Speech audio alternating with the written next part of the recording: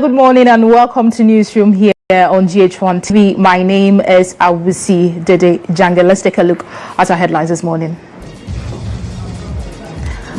And this morning, All People's Congress admonishes New Patriotic Party and National Democratic Congress to assure Ghanaians of peace, especially regarding National Peace Council's Peace Pact.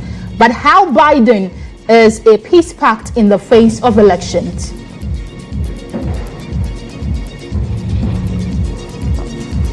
Also ahead of Saturday's manifesto launch of the National Democratic Congress, the party hints of a fund to support renal diseases in Ghana.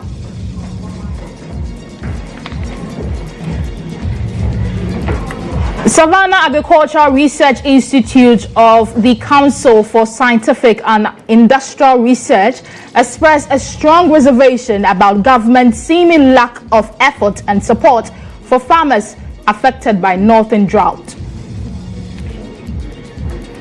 Monkeypox on the international front bites harder in Democratic Republic of Congo as World Health Organization declares outbreaks in Africa a global emergency. Details of these stories and many more coming up shortly. Stay with me.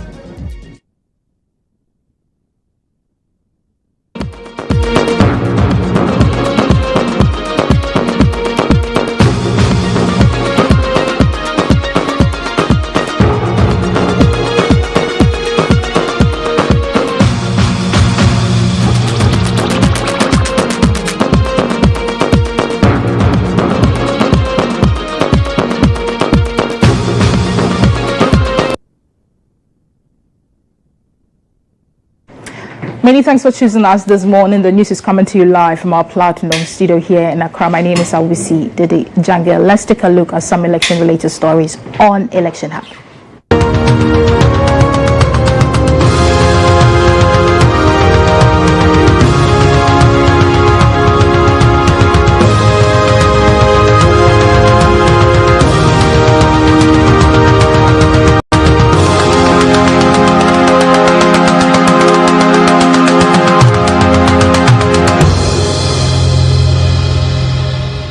And on Election Hub, flag bearer of the All People's Congress, Hassan Ayariga, is admonishing political parties, particularly the NDC and the NPP, to commit to peace and sign any document which safeguards national cohesion.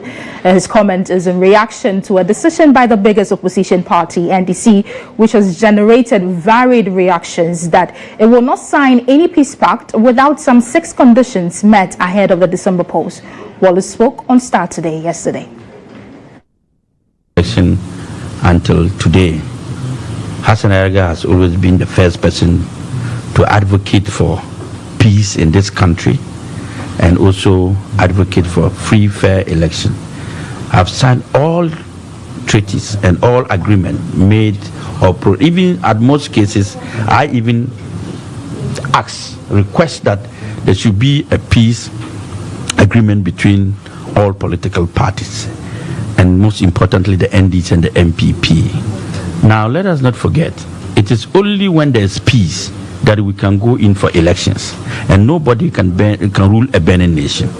So I will advise the NDC that this is not a do or die kind of elections. We've contested all these elections since from 1992, and to show their level of tolerance and their level of maturity and their level of being one of the parties that have ruled this country, they should sign any form of peace accord, whether directly or indirectly, whether from any party or any institution.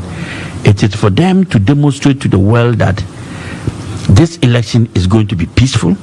This election will be free and fair. The president is not above the law of the Republic of Ghana. Nobody is above the law. So when the people make their decision, you cannot subvert the will of the people.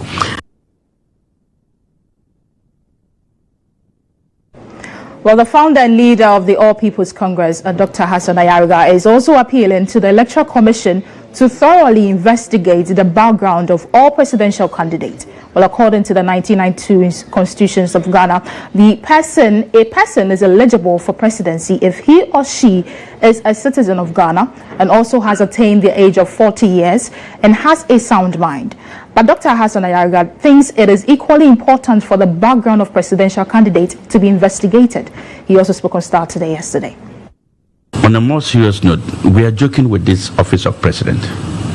And that is why you see so far 11 independent presidential candidates have picked form to contest for the seat, including political parties that are coming. That is going to make the ballot paper, if all of them should qualify, 2 into 1. I mean, it is in this country that there's no record beside the constitutional requirement of becoming a president, vying for president, that one have to be 40 and of sane mind and not sick. But there should be some elements added to it, like criminal elements, some records of other things, so that it will make the presidency a stage, a position where not everybody is qualified just per the age limit and the mindset. It is more of more money than brains. And I think that the EC or the government of Ghana should get criminal records of every candidate. This is my appeal. That we should check the records of every candidate who is going to contest.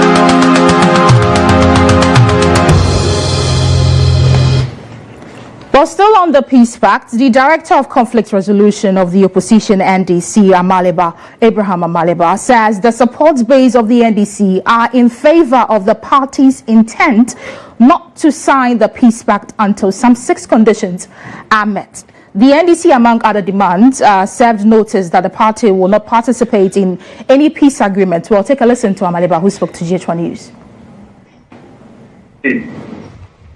It's in support of our stand. Don't forget that the 8 people who were killed in the last election were our supporters. Today, their relatives are asking, why haven't they had justice?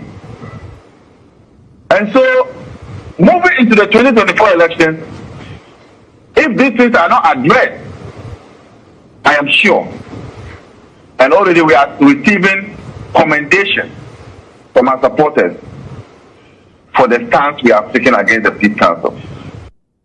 For the benefit of the entire democratic process, including the MPP, when there's violence in dealing with issues that come before them. We cannot fold our arms. If you look at our sixth proposal for conditions we want, they are not for the benefit of the NDC alone. They are for the benefit of the entire democratic process, including the MPP. When there's violence, MPP members too will die. So we are not asking for anything which is difficult to get. We say prosecute those who did the killing. Is that difficult?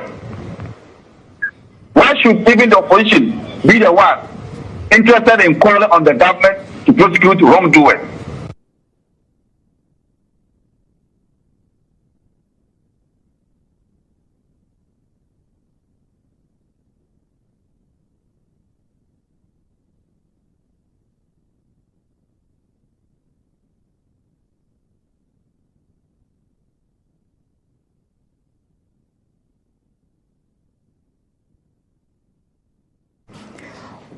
Well, the NDC Deputy National Communications Officer Malik Basintale has also been reacting to this. Well, he has launched a scathing attack on the ruling government, the president and the vice president, of being the most corrupt leaders since Ghana has been in inception. Speaking on GH today earlier, Basintale criticized the government handling of corruption, saying corruption appeared only 3 times in the 216-page NPP manifesto. According to him, this is an indication that their conscience was fighting them when they were writing the manifesto. Take a listen to him.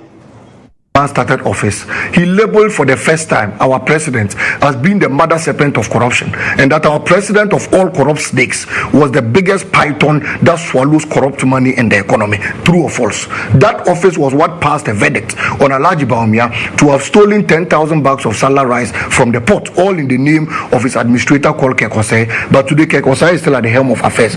That special prosecutor's office is what finally came and told us that he's now Ankwanoma. Corruption has choked him to the extent that he wants to fly, that his soul has left his body. And at this particular point, even if he dies because Akufo-Addo and Bawumia's corruption have been stinking in this country. That's I am saying that the only corrupt entity, the only corrupt leadership we've had in this country is Akufo-Addo and Bawumia, and their corruption history is there. Look, at a point, Akufo-Addo was testing Bawumia with corrupt deals, and anytime Bawumia did the corruption, we exposed him. Ameri, innovation scandal, we brought Ameri 510 billion. Akufo-Addo on the 31st of July traveled to ECOWAS for a meeting, so he decided to test Bawumia to see whether he's learned corruption on the job. Then he gave the deal to him to sign. It was Bawumia who signed the Ameri innovation scandal that ballooned Ameri from 510 million to 1.3 billion. When they took it to Parliament exposed them. The president had to run back to Ghana just to cover Bawumia, and what the president did was to sack Boakye Jaako and lie that he was misled. Till date, Kojo, do you know who misled the president? He didn't tell you and I. Boakye Jaako wrote a statement and said when the dust settles, one day he will speak. And the day he will speak, we will see the kind of evil people we have at the helm of affairs. Again, PDS was supposed to come and support the corridors of this country. They were supposed to develop our 33 kV lines so we could export electricity from Ghana to neighboring countries. When PDS was brought, the Millennium Development Fund was supposed to come from America and support us with about 500 million to boost our energy corridors. The money was brought. They decided to set up an SPV called PVS.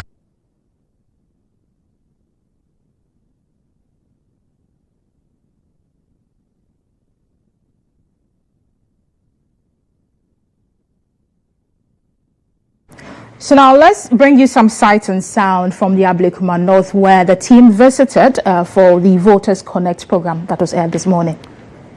Obia ba promise oye. Obia ba promise a obeyesi.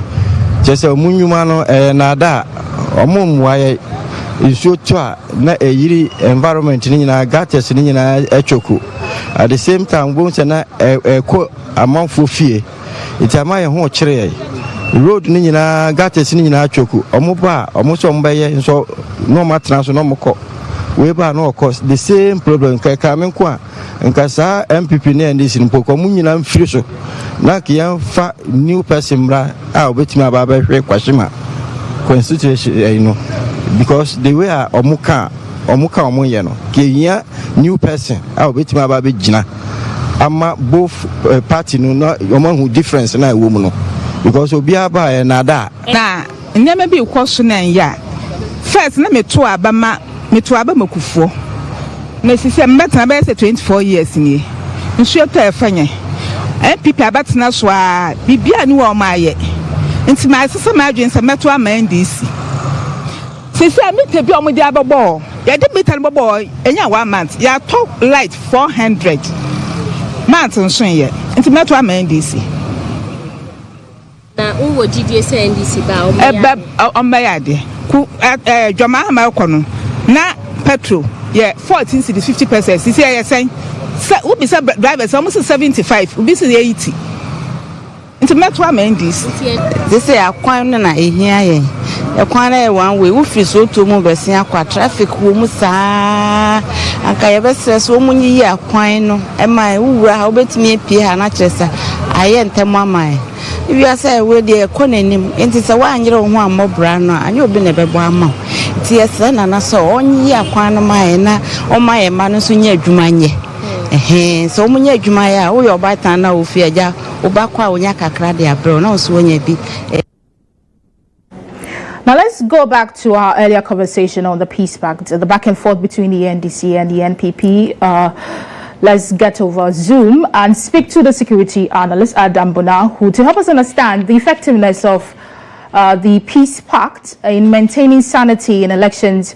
Hello, Doc. Many thanks for joining us on Newsroom. We want to understand what specific roles have the Peace Pact played in ensuring peaceful elections over the years. Oh, yes, good morning. I'm not too sure what specific roles or the impact of the Peace Pact, apart from the optics, apart from making it look like once the Peace Pact is signed, then people unilaterally or people agree that there won't be violence.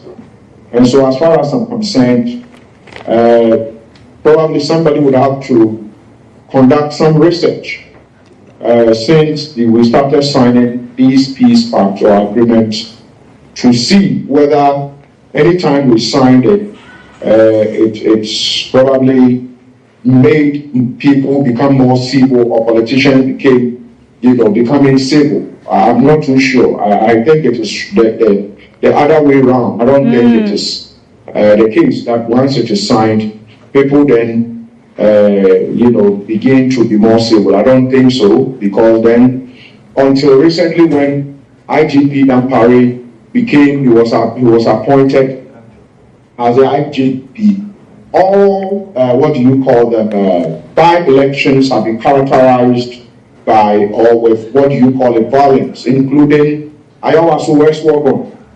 And so where were the peace pacts that were signed? And so as far as I'm concerned, it's almost like let's sign it, and then yet when there is confusion, let's not talk about it. So as far as I'm concerned, I'm not too sure the impact of a peace pact, if you ask me. I'm not too sure. In referencing it to our situation, I'm not too sure what the impact is known. But then, Doc, would you advise or suggest a legal provision to enforce that the Peace Council is? I mean, when it's legally binding, maybe there'll be some obligation to see to the signage of it. Well, you cannot put in place a law that will, by extension, require me to sign a peace pact. It will be very difficult. I haven't seen that anywhere. You come to that arrangement through dialogue and negotiation. So you can't put in a law to do that. But what we can rather do is to get the National Peace Council give them more powers instead of the advisory role they play. Because at the moment, the National Peace Council, they are my friends. I work directly and indirectly with them in so many ways. I haven't heard them speak about some of the atrocities that has characterized our elections, and even beyond elections. People have been brutalized. People get killed in Baku, and I don't see releases from the National Peace Council. Ashama happened, I don't see a release. What do you call that? Garu, area, people were beaten. Ayawaso West Wagon is pending to be actualized in terms of compensations. We had 8 people losing their lives in the 2020 elections. We had a leaked IGP tape, a tape that is, as you know, ascribed to COP, Alex Mensah and co. And we have a report from Parliament sent to the President. And these people came together to orchestrate, to see how they can, mafia, according to them, to push the elections to one side. All these things are things that would probably breach the peace. And the Peace Council, they have not spoken about them. So I think that probably they are not able to do that because of the fear of victimization.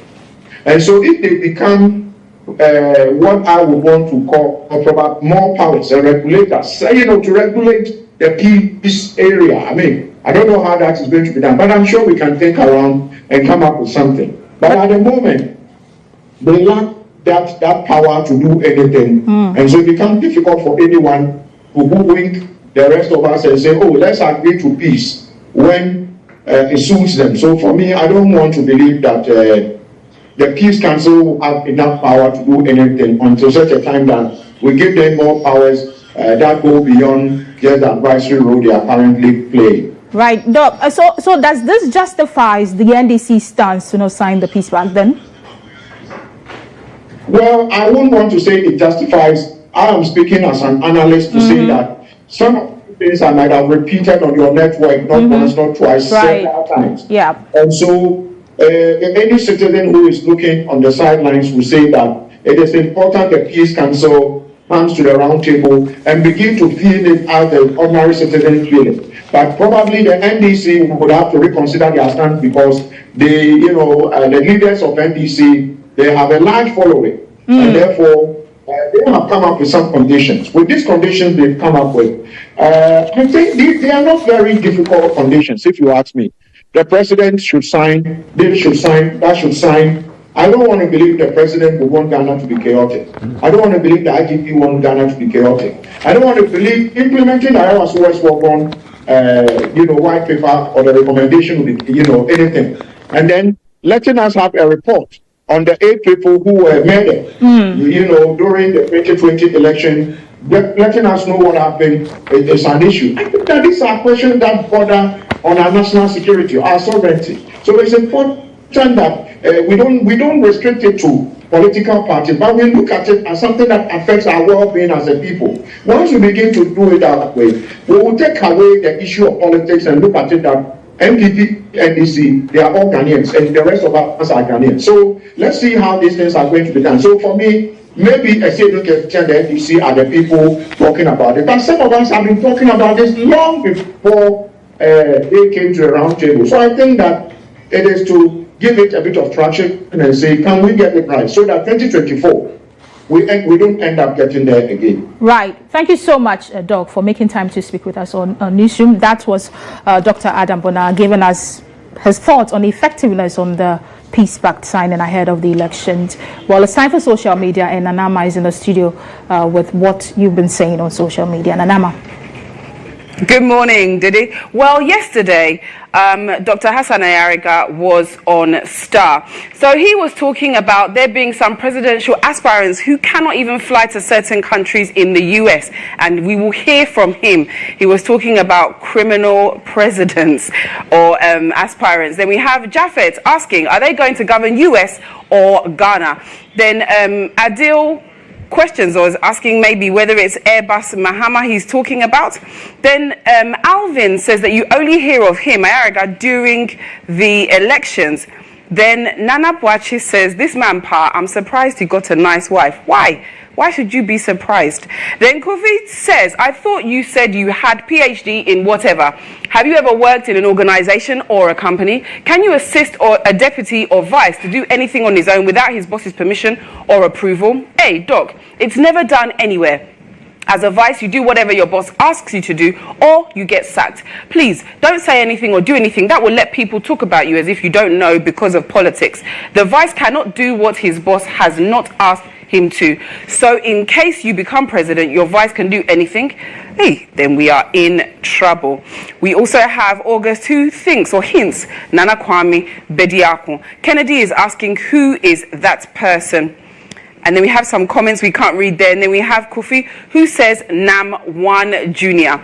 Well, that's what we are able to read for you on social media today. My name is Nanama Aqua. Back over to you, Dede. Thank you so much, Nana. That'll be all for election stories on Election Hub.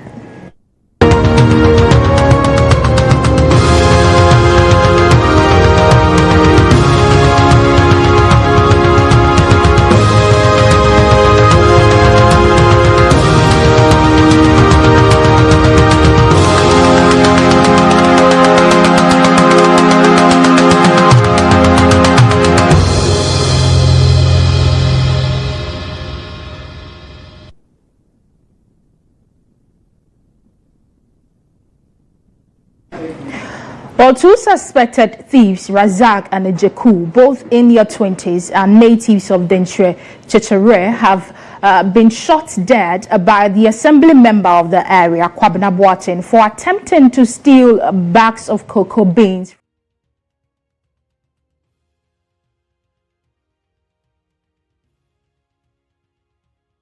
Around 4 a.m., the suspects, known to be routine thieves in the community, had previously stolen from the assembly member and other residents, leading to several complaints being lodged with the police.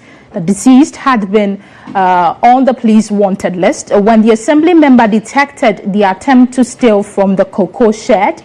He fired at them, resulting in the instant death of GHOne and later Razak. The families of the victims have been informed and their bodies have been deposited at the Dunkwa Ofin Government Hospital mortuary for autopsy and preservation. The police are currently investigating the matter.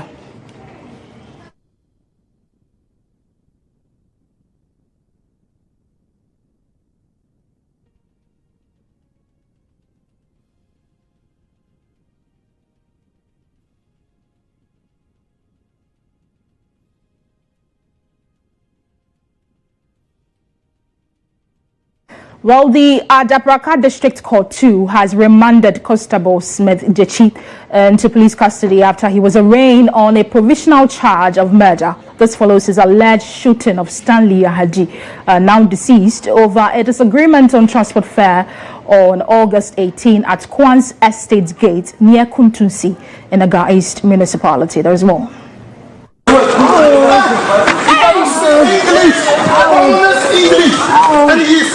The mood at the Adabraka District Court 2 was a mix of somberness and anger during and after the proceedings. Reacting to what transpired in court, Yesuto Ahajiche, an aunt of Stanley Ahaji, now deceased, expressed hope that justice will be served. Well, it's like it's part of the law. He's been charged and is to be remanded to 9th of September. We have to come back again. Since it's a proceeding, I'm sure it's the starting point. And then from there, we'll find out whether the procedure will change.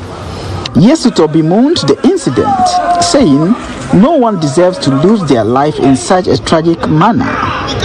She called on parents not to renege on their parental roles to safeguard against misconduct that brings perpetual pain to others. I think the greatest thing is patience and tolerance. If he had exercised a little bit of patience, he insisted on being paid. And I think twice, apart from the physical cash he was holding, he withdrew money from his wallet twice. But for the sake of 35 cedis left, while begging him, then he shot him in the head. We need patience and self-discipline. Parents should try hard and groom their children as they grow to learn to be tolerant. The accused is on a provisional charge of murder and remanded into police custody to allow for more investigations into the case and will reappear in court on September 9, 2024.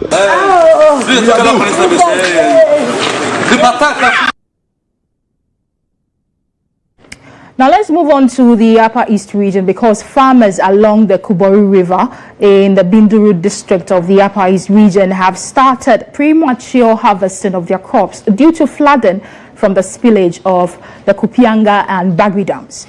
The annual dam spillage often results in farmers in the Upper East region and the northeast regions losing their crops to the water. Despite constant information sharing by the National Disaster Management Organization with farmers in the communities like Sapeliga, Kubori and others, many crops are not yet ready for harvest. However, the dam spillage occurring a few days ago, farmers are forced to harvest their crops early as the overflowing Kubori River floods their farms.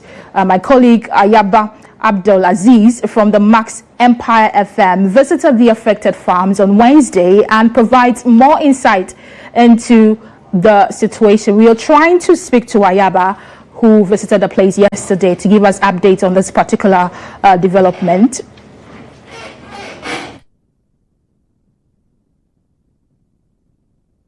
Farmers along the Kubori River in the Binduru district of the Upper East region have started premature harvesting of their crops due to the flooding from the spillage of the Bagri dams. Well, we are trying to speak to our colleague at the Max Empire FM, Ayaba Abdulaziz, to get us up to speed on what is currently happening there.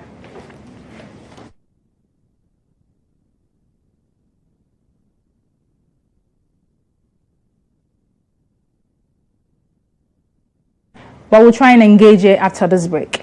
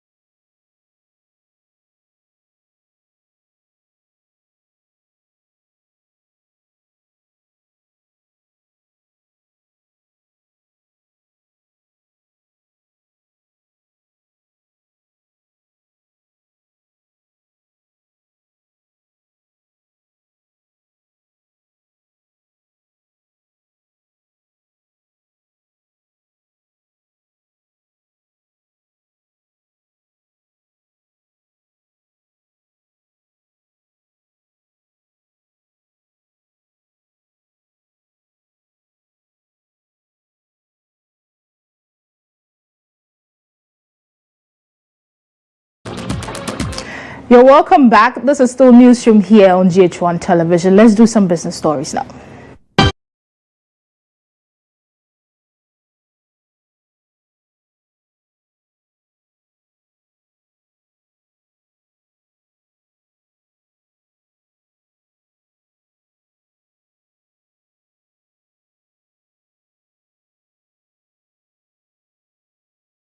Business, Professor Roger Canton, a former research scientist with the Savannah Agricultural Research Institute of the Council for Scientific and Industrial Research, has expressed strong reservations about the government's seeming lack of support for farmers affected by the drought. According to him, the severity of the situation is compelling some frustrated farmers to attempt suicide. He's impressing upon the government to, as a matter of necessity, fashion out tailored remedies to ameliorate the plight of vulnerable farmers whose investment have been completely damaged. His comment comes on the back of a drought hitting part of the northern and OT regions due to a lack of rainfall. There's more. It's quite a very serious, in fact, it's a hopeless case in some of the areas. And I think the government should really, to me, what I think government should have been doing by now is to have told us what packages they have for the farmers, because it's a dire situation. It's a dire situation. I am even told some people are attempting suicide, which is normal, because when you invest, millions of Ghana cedis, these days things are hard. People say so you can imagine if people are struggling and all that you have, you've invested, you've gone for a loan, and Ghana, our interest rates are the highest in the sub-region. You go for a loan for 27% profit, interest rate. How are you going to come out of this? And another funny thing which we have in this country, no one grants insurance to farmers. They always say that agriculture is expensive, it's risky. But nobody will tell you that eating food is risky or expensive. You see the conundrum. Nobody says that. So now let's cross over to the northern region, where our northern regional correspondent, Noah Naj, will give us a vivid or clearer picture of what exactly is happening there. Noah, many thanks for joining us this afternoon. Tell us, how dire is the situation in the northern region? It's quite very a challenging one, especially looking at the fact that most of the research fields that are supposed to be producing breeder seeds, foundation seeds, are not able to do so because there is no water. Most of the research fields depends on rain-fed. Now, when it comes to the irrigation dams, which we have within the enclave, which is Golinga, Botanga, and others, one of the critical problem now is the fact that you will notice that the water that we are supposed to collect into the dams have reduced. So a lot of the research fields are not able to even utilize the irrigation facilities that are existing now. So the problem is quite complicated. If you go to Mio, you come to San, you come to Nanton, you come to areas like Tolon. Tolon is hard hit because they already have a challenging land photography, which is not even allowing water to be retained. So their problem is quite very, very dire. When it goes to Zabzugu, Tatale, it's also not a very good one because of the acidity level in the soil.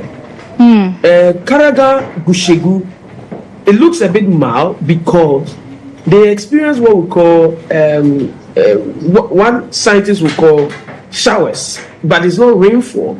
So you realize that the land is quite a bit moist, but not with water that much. So the challenge is quite very, very interesting. The research fields are the most difficult ones because what it meant is that foundation seeds and the breeder seeds that needs to be generated by research scientists for seed producers will be in short supply. This year we experienced so many things. Now PFJ that has been introduced by government this year, that's PFJ 2. Farmers have not been able to apply fertilizer even though government have released close to about 50% of the fertilizer support to some of them so far, yet to release the others. The question you ask yourself is that, have these farmers been able to apply the fertilizers on their field? No. So the PFJ farmers who are in large, operating on large-scale farming, have not been able to actually execute the agricultural requirement that we want to see this year. And the problem is so deep that some of the farms that are in areas where drought is common, the situation is quite like they are experiencing what we call real droughts. Real drought. Especially when, let's say for instance, when you go to Tolo, when you get close to areas like Makango areas, where they can actually source the river water, which is the white water, those who are able to pump it onto the farm have been able to get something to say maize, but the others cannot. Now, because of this drought, worms infestation have increased on most fields, and that is what is even making it a worse situation for most farmers. So Noah, I'm sure you may have engaged some of the farmers. I mean, now that they cannot rely solely on their irrigation systems, what are they looking for government to do for them? Majority of the people have engaged with the commercial farmers because they are actually getting the government support this year, and they are the ones that are really doing a bit of the talking, and a large part of the talking is also being done from their end. The peasant farmers, their complaint has to do with the fact that yes, they haven't seen rain, so they haven't been able to invest money to buy fertilizer, so they are not doing much of the talking. But their situation is even dire because without getting this year's season to run for them, is going to be problematic. A lot of yam farmers who are supposed to have harvested their yams this year, because of the rain, they have not been able to harvest the yam. So that has also become another matter that the yam farmers are also complaining about. And the yield that you can see when it comes to yam this year, you are going to see smaller yams, not bigger yams that we usually know, which we use in pounding our fufus in the north. But this year, we are going to have records of lower yams, smaller in bit, not sizable as we usually will experience. So it's quite a bit worrying. The commercial farmers are the ones doing a bit of the talking. They were the ones attacking government for the fertilizer.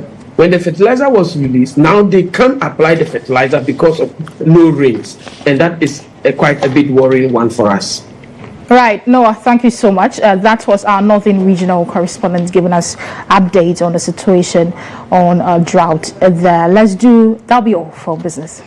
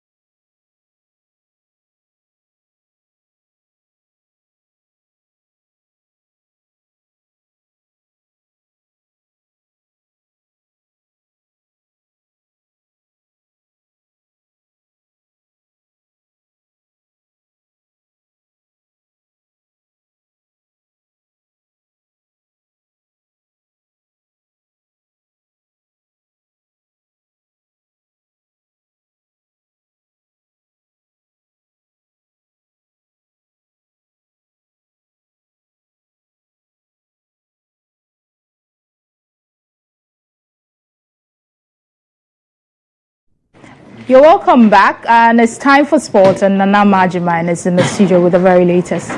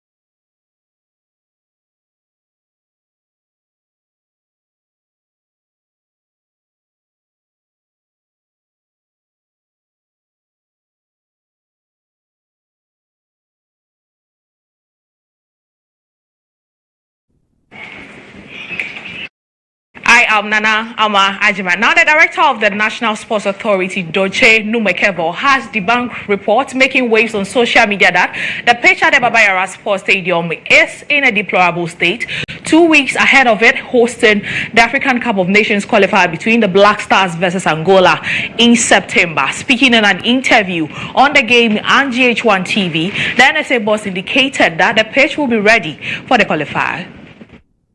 Well, that's not the current state. You see, when an event is held at the stadium on the grass, it takes a while for fast people, and we were taking steps to reclaim the pitch and to recover it back to its normal state. So I don't think the picture that people are trying to paint is a true picture of what the situation is at the moment. If I heard you right, you are saying that the pictures trending currently is not the current state of the pitch as we speak today in Kumasi. No, it's not. That's exactly what I'm saying. Okay, so in 2 weeks' time, the Stars are going to be in Kumasi for the game against Angola. How prepared is the venue for that fixture? That's what I'm saying. That look, even when a pitch is ready for a match, when the teams go for halftime, when they are on break, you still have to water. Sometimes you still have to mow the grass. Okay, so as for pitch preparation, it's not an event, it is a process. And that process is ongoing and will be ready for Angola come the 5th of September 2024. So no cause of concern has been expressed by some Ghanaians after seeing those images? I mean, look, you see, we live in a country where we all know there are hirelings, there are mercenaries out there who jump onto Facebook to do anything to cause mischief. So we are aware of these things. It's normal, you know. Now, the NSA boss further justified the move of the authority renting out the stadium for non-sporting event and concert. Explaining this on the game, he revealed how the NSA resorts to these means in order to raise revenue for the maintenance of the pitches, payment of utility bills, among others. But all over the world, whether you go to Wembley, whether you go to the Emirates, whether you go to Bayern Munich Stadium, the stadium is let out to other organizations to do activities. It can be rugby, it can be musical concerts. Musical concerts are being held at Wembley Stadium in the UK every day. Okay? The most important thing is that when those events are held, you get the whole stadium back in shape for whatever game you have in hand. It is done everywhere. Now, you see, a lot of people tend to think that, oh, NSA cannot manage the facilities they are using for church services. If you're going to, you see, teams come to play. And let me make this point clear. In the UK and the advanced countries, whether you are Arsenal or you are Tottenham, they all have stadiums to themselves. They own the stadiums where they play. Okay? To manage such facilities, you need a lot of money. So, for example, if you're going to play a typical league game, you have to power the genset. You have to buy fuel for the generator set. You have to turn on the taps to be able to run all the toilet facilities in the stadium. You have to buy toilet roll, you have to buy soap, and you have to buy a whole lot of things. NSA pays for all of that. The teams do not pay virtually nothing. Where are we going to get money to be paying for all of that? And the teams expect to come and play. And when they play, people drink water, sachet water, bottled water. They drink yogurt. They do all kinds of things. When they leave, how do we clear the rubbish before they come in for the next game? Fine. So if you don't do all these ones, if you don't do all these events, where is the NSA going to get money to run the stadium? People are saying that. On the international front, Chelsea manager Enzo Maresca says Raheem Sterling is training away from Chelsea's first team and is not in his plans as the head coach prefers a different kind of winger. Enzo Maresca informed the 29-year-old last Friday that he will not be in his plans this season and was left out in the squad that lost to Manchester City last Sunday, as well as the team preparing to face Servette today ahead of their Conference League playoff first leg at home to Servette. Enzo Maresca says Raheem Sterling is a good player, but he prefers a different kind of winger. I just try to be said, and I can again in case it's not clear. I spoke with Raheem before City game. I said that he's going to struggle to get minutes with us, and this is the reason why he was out of the squad. And with Chile, I said that it's a lovely guy, but he's going to struggle because his position with us is going to struggle. It's not because he's, I'm not saying that Raheem is no good player, but I prefer different kind of wingers, and this is the reason why. I think that from outside, I'm working in this moment with 21 players. Today's session is with 20 players. Yesterday's session was with 21. So it's the other 15 or 20, they're training apart. And in USA, we are 26 or 27 players. So it's not if they are Chelsea player, 42, 43, yes, for sure. But they are not working with me every day. I don't see them. So it's not a mess like looks from outside.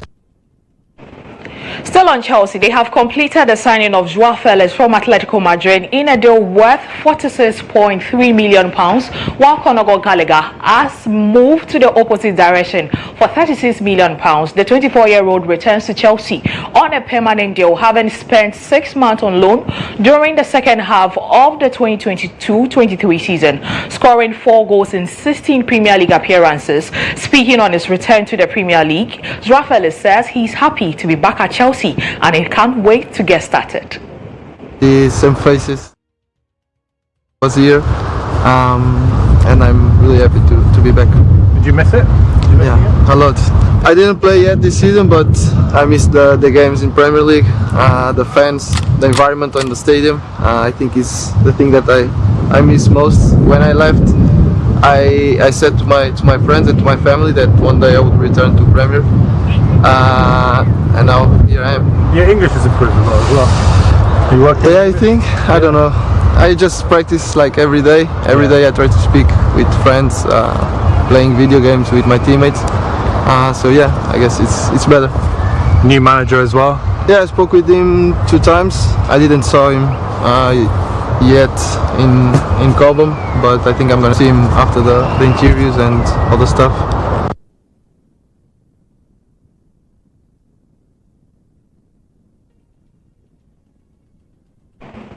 That is all for sports here on Newsroom. I am Nana Ama Hajiman.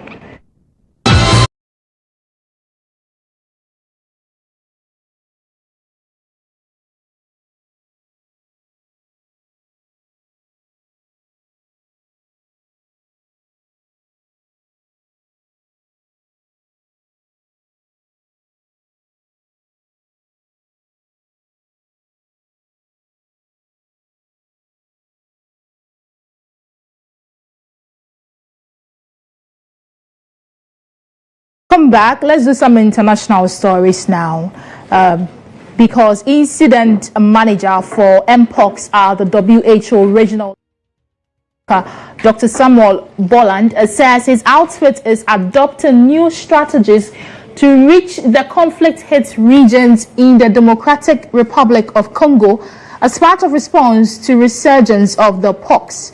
Congo reported more than 1,000 new Mpox cases in the last week up to Tuesday as African health authorities asked for desperately needed vaccines to help fight its growing threat on the continent. The World Health Organization has declared the outbreaks in Africa a global emergency. While Mpox has been reported in 12 of Africa's 54 countries during these outbreaks, the vast Central African nation of Congo has recorded by far the most cases this year.